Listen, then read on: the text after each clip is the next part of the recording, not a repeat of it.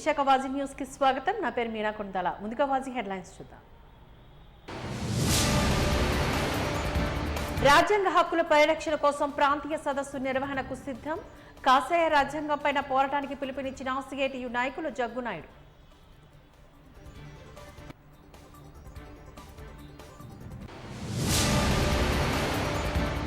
విశాఖ సాగర్ తీరంలో పర్యాటకులకు మరో ప్రత్యేక ఆకర్షణగా నిలవనున్న ఫ్లోటింగ్ బ్రిడ్జ్ ప్రారంభ కార్యక్రమంలో వెల్లడించిన వైసీపీ జిల్లా సమన్వయకర్త వైవి సుబ్బారెడ్డి.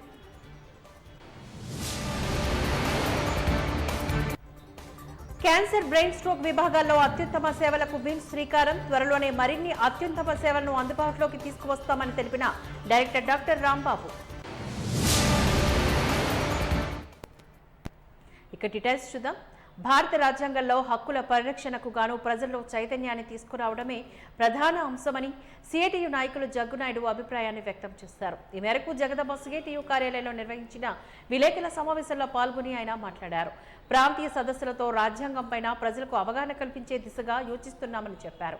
కార్యక్రమంలో భాగంగా భారత రాజ్యాంగ హక్కుల పరిరక్షణ సమితి ఆధ్వర్యంలో ఈ నెల 29వ తేదీన ఉమ్మడి విశాఖ జిల్లాలో భాగంగా అల్లూరు విజ్ఞాన కేంద్రంలో ప్రాంతీయ సదస్సును నిర్వహిస్తున్నట్లుగా తెలిపారు.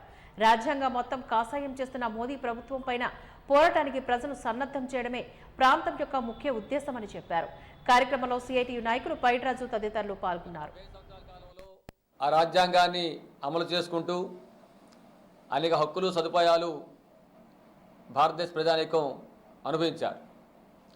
ఇప్పుడు వాటన్నిటిని తొంగలో తొక్కే విధంగా మొత్తం రాజ్యాంగ వ్యవస్థ అన్నింటిని కూడా కాషాయమయం చేసేటువంటి పనిని కేంద్రంలో మోడీ ప్రభుత్వం ఒడిగట్టింది. అందుకని భారత రాజ్యాంగాన్ని రక్షించుకుందాం, హక్కులు కాపాడుకుందాం అనేటువంటి నినాదంతో ఆంధ్ర రాష్ట్ర వ్యాప్తంగా ప్రాంతీయ సదస్సులు నిర్వహించాలని చెప్పని భారత రాజ్యాంగ హక్కుల పరిరక్షణ కమిటీ నిర్ణయం తీసుకుంది. దానిలో భాగంగా ఉమ్మడి విశాఖ జిల్లా, ఉత్తరాంధ్ర జిల్లాలు కలిపి ఈ నెల 29వ తేదీన అల్లూరు విజ్ఞాన కేంద్రంలో ప్రాంతీయ సదస్సు జరపాలని చెప్పని నిర్ణయం తీసుకోవడం జరిగింది. ఈ సదస్సుకి ప్రముఖ కాంగ్రెస్ నాయకులు మణిశంకర్ అయ్యరు, స్వరాజ్య పార్టీ అధినేత యోగేంద్ర యాదవ్, ఈ కమిటీ కన్వీనరు మాజీ మంత్రి వడ్డే శోభనేశ్వర గారు, కాంగ్రెస్ నాయకులు జేడి శీలం గారు, సిపిఐ రాష్ట్ర కార్యదర్శి కె రామకృష్ణ గారు, సిపిఎం పార్టీ రాష్ట్ర కార్యదర్శి వి శ్రీనివాసరావు గారు, అలాగే ప్రత్యేక హోదా విభజన హామీల సాధన సమితి రాష్ట్ర కన్వీనరు చలసాని శ్రీనివాసరావు గారు, జయభారత్ పార్టీ జాతీయ నాయకులు జేడి లక్ష్మణ్ గారు, ఆమ్ ఆద్మీ పార్టీ రాష్ట్ర నాయకులు సీరం రమేష్ గారు, వీరితో పాటు రిటైర్డ్ ఐఏఎస్ అధికారి బండ్ల శ్రీనివాస్ గారు ముఖ్య అతిథులుగా ఈ సదస్సులో పాల్గొంటారు. వీళ్ళతో పాటు ఉత్తరాంధ్ర జిల్లాకు సంబంధించినటువంటి వివిధ ప్రముఖులు, పెద్దలు కూడా ఈ సదస్సులో పాల్గొంటారు. ఈ సదస్సును జయప్రదం చేయాల్సిందిగా విశాఖపట్నం ప్రజానీకానికి, ఉత్తరాంధ్ర ప్రజానీకానికి మీ ద్వారా విజ్ఞప్తి చేస్తున్నాం. దీన్ని జయప్రదం చేయడం ద్వారా కేంద్రంలో ఉన్నటువంటి బీజేపీ ప్రభుత్వానికి కొమ్ము కాస్తున్నటువంటి వైసీపీ, టీడీపీ, జనసేన పార్టీలకు వ్యతిరేకంగా ఏర్పడబోయే కూటమికి మద్దతు పలకాలని, ఇందులో ప్రజాస్వామ్యవాదులు, ఆంధ్ర రాష్ట్ర అభివృద్ధి కాంక్షించే వాళ్ళందరూ పాల్గొంటారు. వీళ్ళందరూ పాల్గొంటారు కనుక ప్రజలకు కూడా స్వచ్ఛందంగా హాజరై ఈ సదస్సును జయప్రదం చేయడం ద్వారా ఆంధ్ర రాష్ట్రానికి చేసిన అన్యాయాన్ని మరొక్కసారి కేంద్ర ప్రభుత్వానికి నిరసన తెలియజేయాలని మీ ద్వారా విజ్ఞప్తి చేస్తున్నాం. ఎన్నికల ముందే రాజ్యాంగాన్ని గౌరవిస్తాను, రాజ్యాంగాన్ని అమలు చేస్తానని చెప్తుంటారు.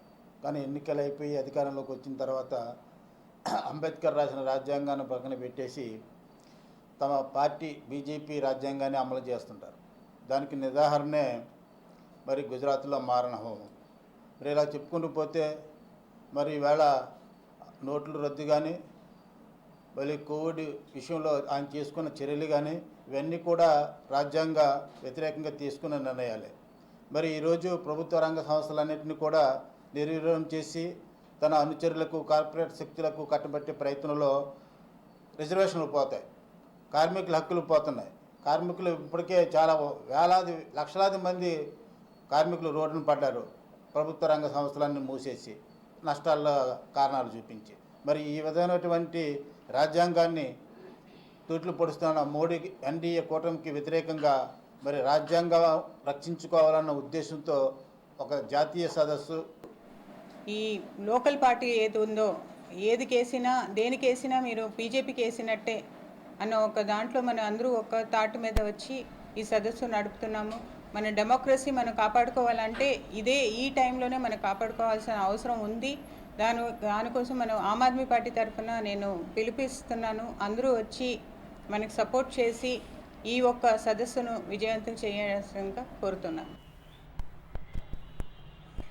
ఏపీపీఎస్సీ గ్రూప్ 2 వ్రాత పరీక్షా కేంద్రాల వద్ద పటిష్ట బందోబస్తు ఏర్పాట్లను స్వయంగా పరిశీలించారు నగర కమిషనర్ ఆఫ్ పోలీస్ అదనపు జిల్లా మెజిస్ట్రేట్ డాక్టర్ ఏ రవిశంకర్. ఈ మేరకు విశాఖపట్నంలో ప్రభుత్వ మహిళా డిగ్రీ కాలేజ్, ఏవిఎన్ కాలేజ్ మరియు కొన్ని ఇతర కాలేజీలను సందర్శించి పోలీస్ అధికారులు సిబ్బందికి సూచనలు చేసి పరీక్షా కేంద్రాల వద్ద అభ్యర్థుల ప్రశాంత వాతావరణంలో పరీక్షలు రాసేందుకు గాను పటిష్ట భద్రతా బందోబస్తులను ఏర్పాట్లను స్వయంగా పరిశీలించామని చెప్పారు. ప్రశాంత వాతావరణంలో పరీక్షలు జరిగాయని తెలిపారు.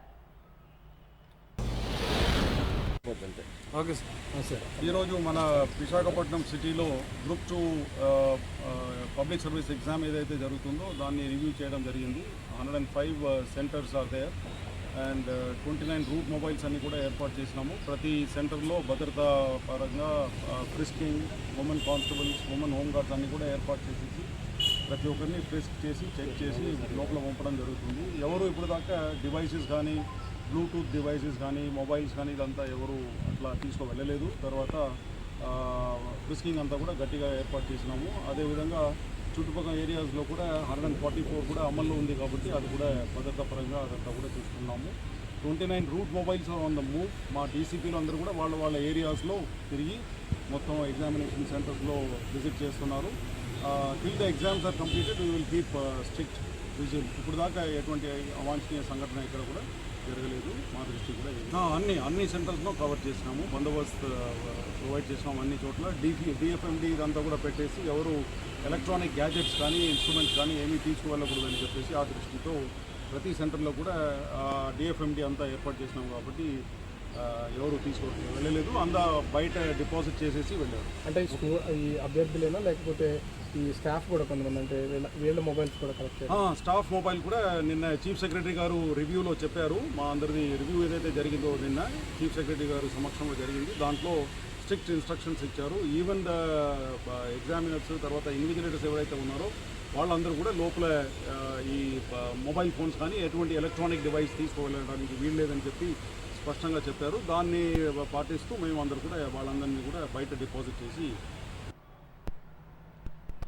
వైసీపీ, బీజేపీ ప్రభుత్వాలు ఖాళీ పోస్టులు భర్తీ చేయకుండా నిరుద్యోగాన్ని పెంచి పోషిస్తున్నాయి అని అఖిల భారత ప్రజాతంత్ర మహిళా సంఘం జాతీయ ప్రధాన కార్యదర్శి మరియం దావులే విమర్శించారు. ఆహార భద్రత, పట్టణ ఉపాధి హామీకైనా దేశవ్యాప్తి ఉద్యమం చేపడతామని తెలిపారు. విశాఖపట్నం అల్లూరి సీతారామరాజు విజ్ఞాన కేంద్రంలోని అఖిల భారత సమావేశాల ముగింపు సందర్భంగా విజ్ఞాన కేంద్రంలో విలేకరుల సమావేశాన్ని నిర్వహించారు. మరియం దావులే ఈ సందర్భంగా మాట్లాడుతూ ఈ కేంద్ర కమిటీ సమావేశంలో మహిళల సమస్యలపైన చర్చించిందని చెప్పారు. మోదీ నేతృత్వంలో కేంద్ర ప్రభుత్వం మరియు రాష్ట్రంలోని వైఎస్ఆర్సీపీ నేతృత్వంలో ప్రభుత్వం మహిళల బ్రతుకుల్లో నిర్మిస్తున్న సంక్షోభాన్ని ఎలా అధిగమించాలనే దానిపైన చర్చిస్తోందని ఆమె అన్నారు. మన దేశం ప్రపంచంలో 3వ అతిపెద్ద దేశ ఆర్థిక వ్యవస్థగా ఉందని ప్రభుత్వం గొప్పలు చెప్తోంది. కానీ అదే సమయంలో దేశంలో తలసరి ఆదాయం అత్పల్యంగా ఉందని, ప్రపంచంలో తలసరి ఆదాయంలో మన దేశం 142వ స్థానంలో ఉందని ఆమె అన్నారు.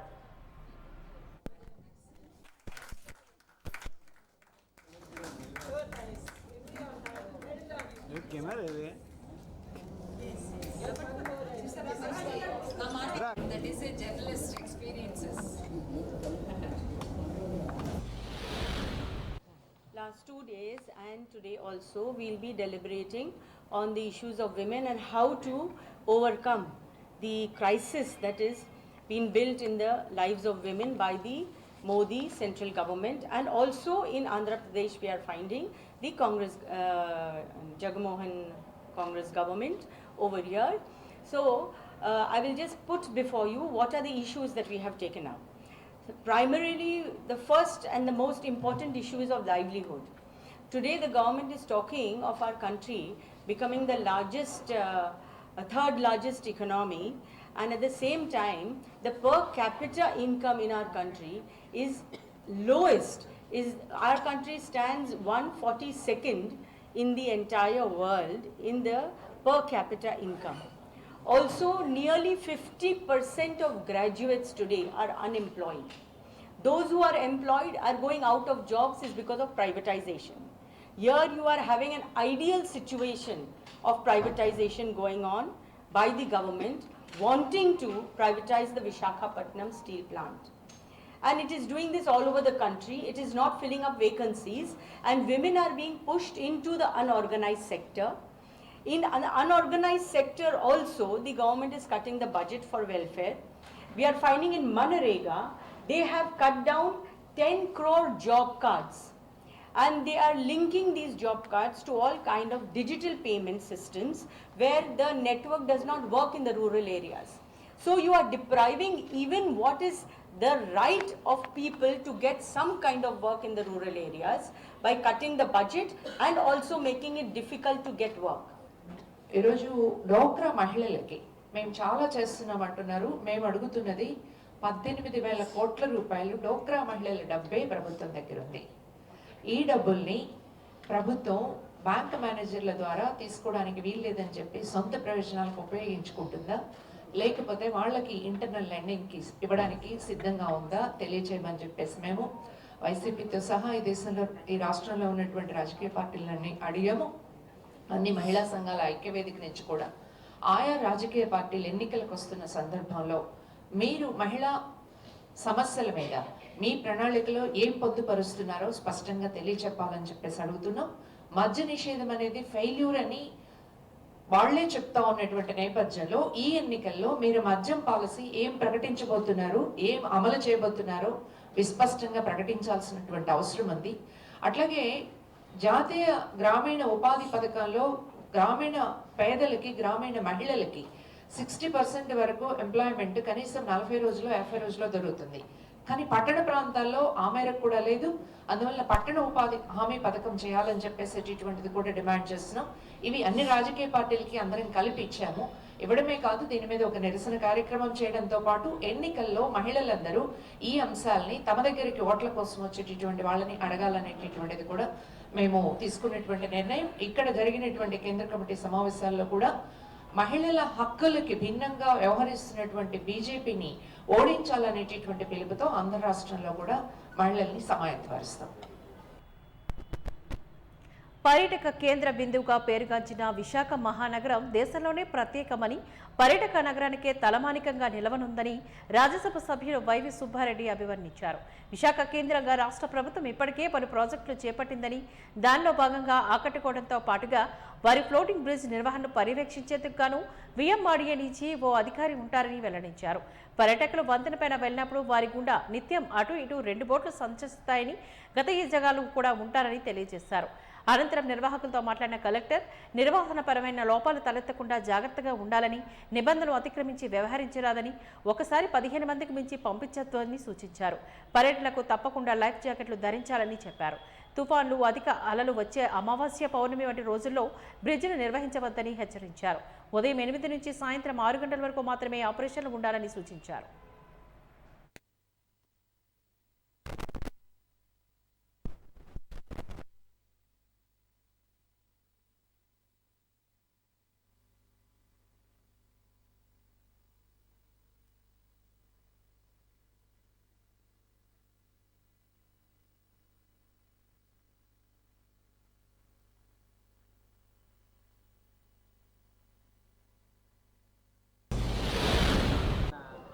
విశాఖ నగరం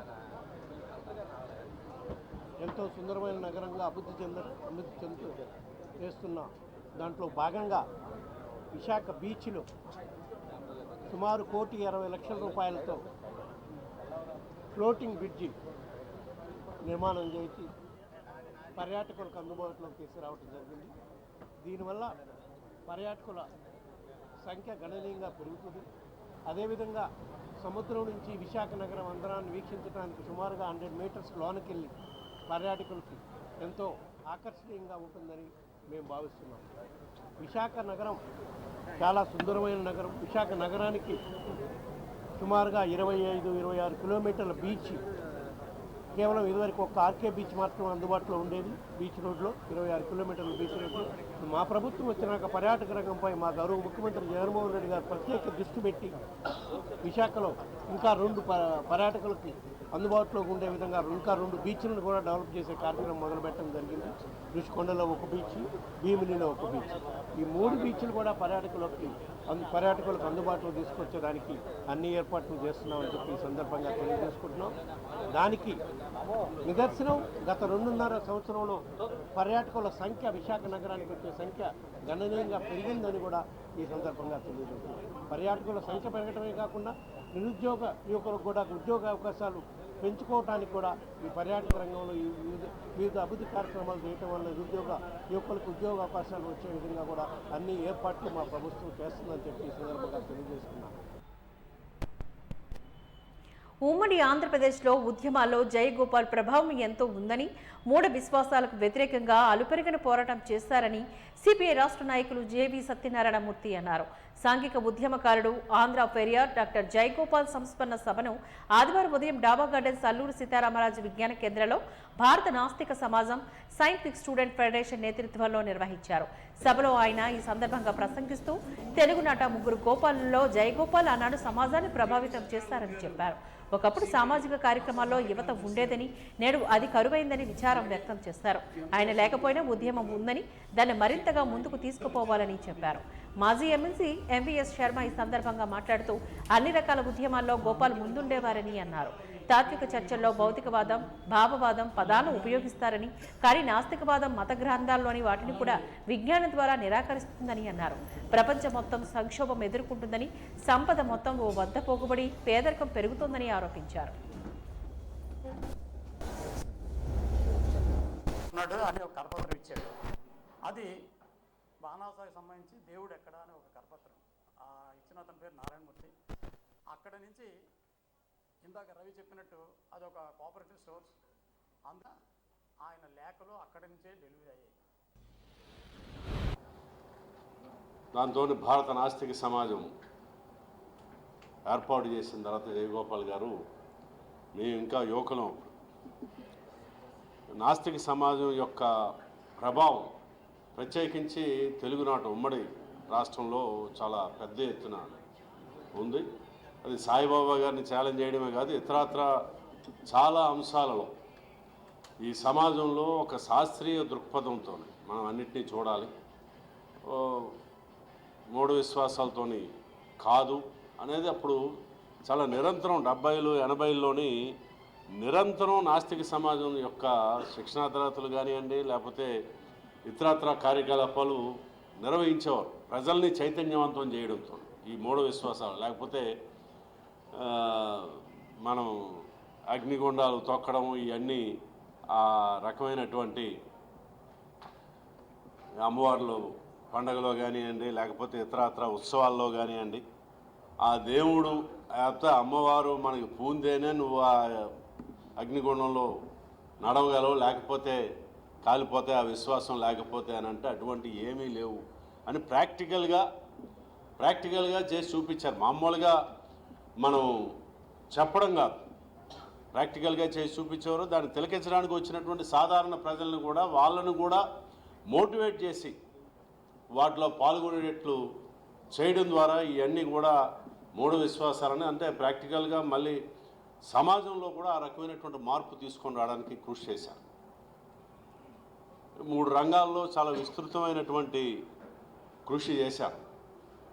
ఈ గోపాల్ పేరు లేకుండా ఏ రోజు దినపత్రిక ఉండేటటువంటి పరిస్థితి లేదు. చర్చ లేకుండా కూడా ఎక్కడ ఏ చిన్న సమూహం, ఇప్పుడు అంటే అంత పెద్ద ఎత్తున చర్చలు కూడా జరిపే పరిస్థితి లేదు. భారత నాస్తిక సమాజం భావాలతో ప్రభావితమై ఉద్యమాల్లో మంచి కార్యకర్తలుగా, నాయకులుగా, త్యాగాలకు వెనుదీయని సైనికులుగా వచ్చిన వాళ్ళు చాలామంది ఉన్నారు. నేరుగా భారత నాస్తిక సమాజం ఏమి సాధించింది, ఎంతమంది నాస్తికులను తయారు చేసింది, ఇలా లెక్కలేసే వాళ్ళకి ఇవన్నీ అర్థం కావు. అందుకని జయగోపాల్ గారు భారత నాస్తిక సమాజం కృషి అనేటువంటిది ఈ 50 సంవత్సరాల కృషి చాలా గణనీయమైనటువంటిది, చాలా ప్రభావం కలిగించినటువంటిది. విశాఖలో కష్టజీవుల ఉద్యమాలకి ఎన్నింటికో ప్రేరణగా కూడా అది నిలబడింది. అందుకని జయగోపాల్ గారి కృషిని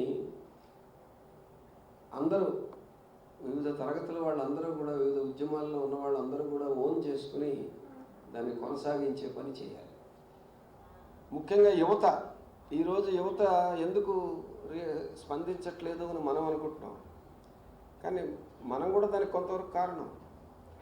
పిల్లలకి చిన్నప్పటి నుంచే, ఎల్కేజీ నుంచే ర్యాంకులు ఎలా తెచ్చుకోవాలి, ఫస్ట్ మార్కులు ఎలా తెచ్చుకోవాలి, మిగతావన్నీ తర్వాత అనేటువంటి ఒక పోటీతత్వంతో కూడిన చదువుల్లో వాళ్ళని పెట్టాము. జట్కా బండి గుర్రానికి గంతలు కట్టినట్టు ఆ పోటీ ప్రపంచంలోకి పిల్లలందరినీ వదిలి వాళ్ళ గంతలు కట్టి తోలుతున్నాం. ఇప్పుడు ప్రభుత్వ పాఠశాలలను కూడా ప్రైవేటు పాఠశాలలకు ధీటుగా చేస్తూ ఉంటున్నారు. అంటే ప్రభుత్వ పాఠశాలల్లో కూడా గంతలు కడుతున్నారు. గంతలు కట్టిన గుర్రాన్ని ట్రాఫిక్ మధ్యలోకి తీసుకొచ్చాక ఆ గంతలు ఇప్పేస్తే అది గాబరా పడి అటు ఇటు పోలేక నిశ్చేష్టగా నిలబడిపోతుంది. మన యువత పరిస్థితి ఇప్పుడు అదే. వాళ్ళకి చుట్టూ ఉన్న సమాజం మీద సంతృప్తి ఏమీ లేదు, భ్రమలేమీ లేవు. అతి కొద్ది మందికి తప్ప మిగతా వాళ్ళకి ఆ భ్రమలేమీ లేవు. కానీ వాళ్ళకి ఏమీ అర్థం కావట్లేదు. వాళ్ళు గంతలు కట్టుకున్నప్పుడు ప్రశాంతంగా పరిగెత్తారు. వాళ్ళకేం అర్థం కాదు, చదువుకోవడమే అంతవరకే. ప్రశ్నలు వాటి సమాధానాలు తప్ప వాళ్ళకి ప్రశ్నించడం తెలియదు. ఎవరైనా ప్రశ్న అడిగితే సమాధానం సబ్జెక్టులో ఉంటే చెప్పడం తప్ప వాళ్ళంతటా వాళ్ళు ప్రశ్నించే పరిస్థితి లేదు. మరి ప్రశ్నే మర్చిపోయినటువంటి వాళ్ళకి ఈ సమాజంలో ఉన్న దోపిడీని ప్రశ్నించాలి, ఇక్కడ సాగుతున్న పెత్తనాన్ని, మూర్ఖత్వాన్ని, కులతత్వాన్ని, వీటన్నింటినీ ప్రశ్నించాలి. ప్రజల సంక్షేమే లక్ష్యంగా పరిపాలన సాగిస్తున్న ముఖ్యమంత్రి వైఎస్ జగన్మోహన్ రెడ్డి అంటూ ఉత్తర నియోజకవర్గ వైసీపీ ఎమ్మెల్యే అభ్యర్థి కేకే రాజు అన్నారు.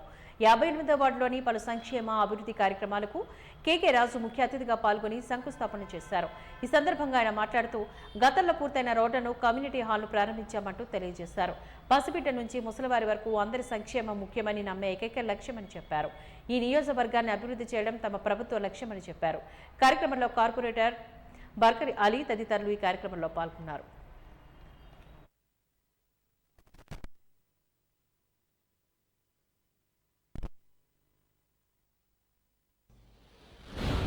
మూడో వార్డు కార్పొరేటర్ బర్కత్ అలీ గారి నేతృత్వంలో వివిధ అభివృద్ధి పనులకి సంబంధించి శంకుస్థాపన చేయడంతో పాటు గతంలో పూర్తయిన ఒక కమ్యూనిటీ హాల్ని, అదేవిధంగా రోడ్స్ని కూడా ఇనాగ్రేట్ చేయడం జరిగింది. ఇప్పటికే గడిచిన 4.5 సంవత్సరాల కాలంలో 2 సంవత్సరాలు కరోనాతో ఇబ్బంది పడ్డ గౌరవ ముఖ్యమంత్రి వైఎస్ జగన్మోహన్ రెడ్డి గారి ఆదేశాల మేరకు ఎప్పటికప్పుడు ప్రజాక్షేత్రంలో పర్యటించి ప్రజల యొక్క అభిప్రాయాలని, ప్రజల దగ్గర నుంచి సమస్యలపై వినతులను, విజ్ఞప్తులను కూడా స్వీకరించి ప్రజాభిప్రాయాన్ని గౌరవించి ప్రజలకు మెరుగైన జీవన ప్రమాణాలు కల్పించాలనేదే గౌరవ ముఖ్యమంత్రి జగన్మోహన్ రెడ్డి గారి యొక్క ఆదేశం. ఏ విధంగా అయితే సంక్షేమ మిషన్లో కడుపులో పడ్డ బిడ్డ సంపూర్ణ పోషణ దగ్గర నుంచి వృద్ధాప్య పెన్షన్ల వరకు ఈరోజు గడప వద్దకే సంక్షేమ పథకాన్ని అర్హత ఉన్న చివరి లబ్ధిదారు వరకు కులాలకి, మతాలకి, పార్టీలకు అతీతంగా అందిస్తున్నాము. అదేవిధంగా రోడ్స్ కానీ, డ్రైన్స్ కానీ, అంగన్వాడీ సెంటర్స్ కానీ, స్కూల్స్ కానీ, బరిల్ గ్రౌండ్స్ కానీ, పార్క్స్ కానీ, హాస్పిటల్స్ కానీ, కమ్యూనిటీ హాల్స్ కానీ, అదే వీధి లైట్లకు సంబంధించి కానీ, విద్యుత్ సమస్యలకు సంబంధించి కానీ, మౌలిక వసతులకు సంబంధించి ప్రతి సమస్యని కూడా క్షేత్రస్థాయిలో పరిశీలించి మెరుగైన జీవన ప్రమాణాలు కల్పించడం మా అందరి ముందు ఉన్న లక్ష్యం. ముఖ్యంగా విశాఖపట్నాన్ని ఒక అంతర్జాతీయ నగరంగా తీర్చిదిద్దాలి, విశాఖపట్నానికి ఒక పరిపాలనా రాజధానిగా తీర్చిదిద్దే క్రమంలో ఈ నియోజకవర్గానికి సంబంధించి ఉన్న ఇంపార్టెంట్ రోడ్స్ అన్నింటినీ కూడా విస్తరించడానికి కూడా ప్రపోజల్ చేయడం జరిగింది.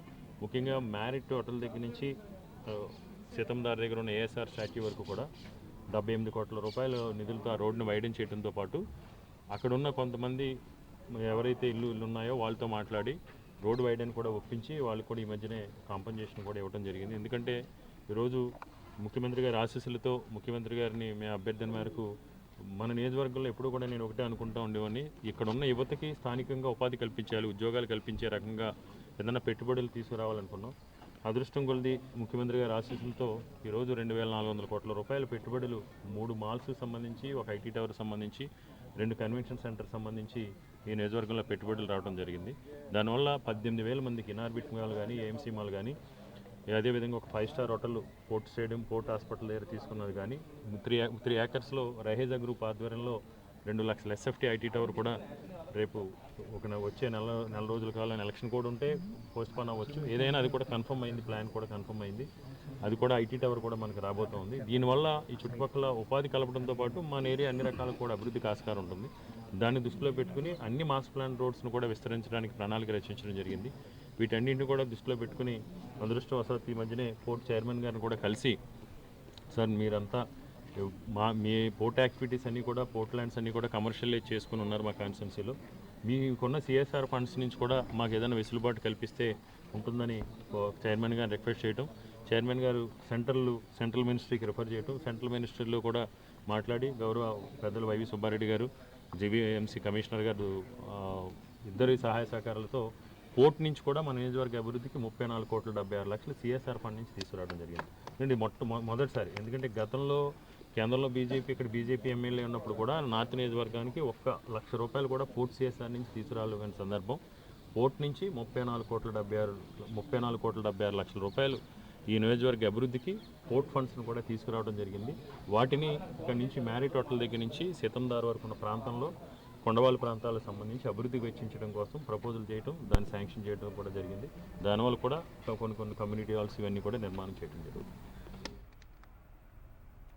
అత్యాధునిక వైద్య సేవలకు కేర్ ఆఫ్ అడ్రస్ గా Visakha institute of medical sciences VIMS ఆసుపత్రి నిలుస్తోంది అని ఆ సంస్థ డైరెక్టర్ డాక్టర్ కె రాంబాబు స్పష్టం చేశారు.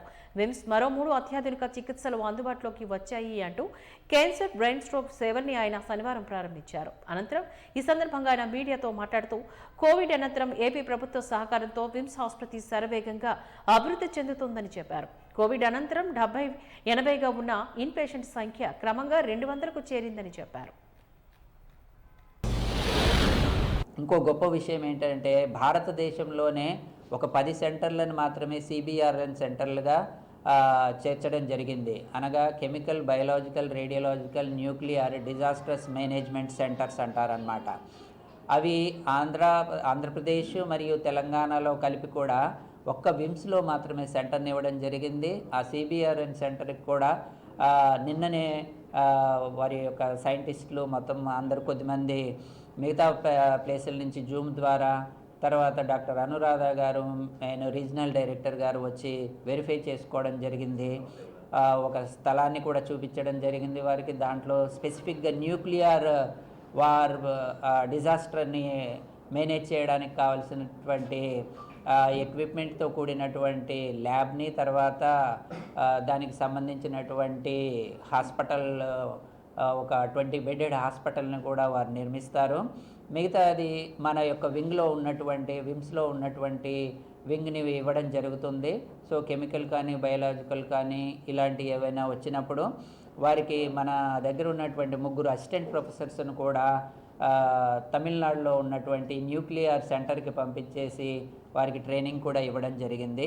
ఇది భారతదేశంలో ఉన్నటువంటి 10 సెంటర్ల లోపల కూడా విమ్స్ ఒకటి ఉండడము చాలా ఆంధ్రప్రదేశ్ ప్రజలకు చాలా గర్వకారణం అది. సో కాబట్టి దీన్ని కూడా ప్రజలింది. సో ఈ ఇంతటి కార్యక్రమాలు ఇవన్నీ కూడా మనము అతి తక్కువ సమయంలోనే, మరియు ముఖ్యంగా మనము మొట్టమొదటి గవర్నమెంట్ హాస్పిటల్గా స్పైనల్ అండ్ న్యూరో రీహాబిలిటేషన్ సెంటర్ని కూడా విమ్సీ మనకి లైసెన్స్ కోసము పెట్టడం జరిగింది. మనకి ఆల్ ఎక్విప్మెంట్ అన్నీ వచ్చేసాయి. లైసెన్స్ అతి త్వరలోనే వస్తుంది. ఆల్రెడీ స్టోరేజ్ ప్రక్రియ ఎప్పుడో మొదలు పెట్టేసాము మనము. సో లైసెన్స్ షార్ట్ పీరియడ్ లోపల ఒక 10-15 రోజుల్లో వస్తే అఫీషియల్గా ఓపెన్ అయిపోతుంది. క్యాన్సర్ వింగ్ కూడా అఫీషియల్గా అదే ప్రోటోకాల్ ప్రకారంగా ఓపెన్ చేసేసి క్యాన్సర్ వింగ్ ఓపెన్ చేయడం జరుగుతుంది. మెడికల్ గ్యాస్ట్రో వింగ్ ఓపెన్ చేయడం జరుగుతుంది. స్ట్రోక్ యూనిట్ ఓపెన్ చేస్తాము. వాజీ న్యూస్ ముగించే ముందు ముఖ్యాంశాలు మరొకసారి చూద్దాం. రాజ్యాంగ హక్కుల పరిరక్షణ కోసం ప్రాంతీయ సదస్సు నిర్వహణకు సిద్ధం. కాషాయ రాజ్యాంగంపై పోరాటానికి పిలుపునిచ్చిన సిఐటియు నాయకులు జగ్గునాయుడు.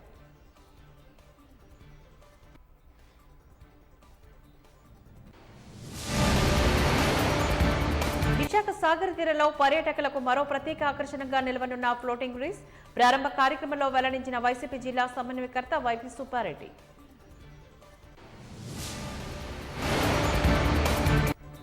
క్యాన్సర్, బ్రెయిన్ స్ట్రోక్ విభాగాల్లో అత్యుత్తమ సేవలకు బ్రిమ్స్ శ్రీకారం. త్వరలోనే మరిన్ని అత్యుత్తమ సేవలను అందుబాటులోకి తీసుకువస్తామని తెలిపిన డైరెక్టర్ డాక్టర్ రాంబాబు. బాజిక్ న్యూస్ ఇంతటితో సమాప్తం. నమస్కారం.